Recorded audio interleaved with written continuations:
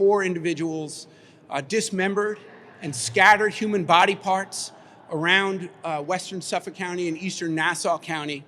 They were charged with tampering with evidence and destruction of a human corpse. And pursuant to New York state law, it was mandatory that they be released. Cutting up and dismembering a body is such a depraved thing to do. Those people clearly are dangerous. And there was reports of them being arrested, charged, put an ankle monitor on them, and then they were hanging out in the public library in Amityville right afterwards. Someone that is willing to cut up human remains and just disregard them and throw them out into the public for a child on their way to school to find, to me, is dangerous. New York, you have now turned our state into a Stephen King novel.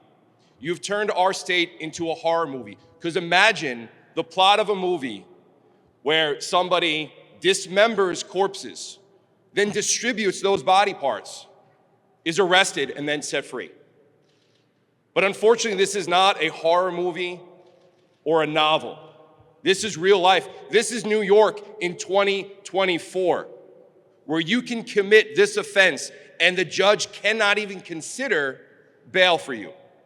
We have a legislature that is controlled by one party and a governor who refuses to acknowledge that bail reform is the problem, which is why we continue on this path of piecemeal legislation to adjust the problems. I don't think there's anybody that disagrees with the fact that probably at the time the intention was to not have people sit in jail for nonviolent crimes and less egregious crimes, small crimes. And there was people sitting in jail that couldn't afford to be bailed out.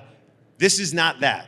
These are people that are willing to dismember a human body. You think an ankle monitor is gonna stop them? You don't think they could cut that ankle monitor off?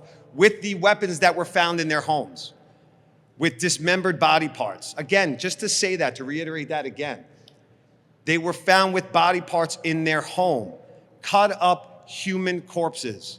These are dangerous people. And New York State needs to get it together and understand that keeping people safe is what our job is. And the governor and the majority in the legislature has refused to do that time and time again.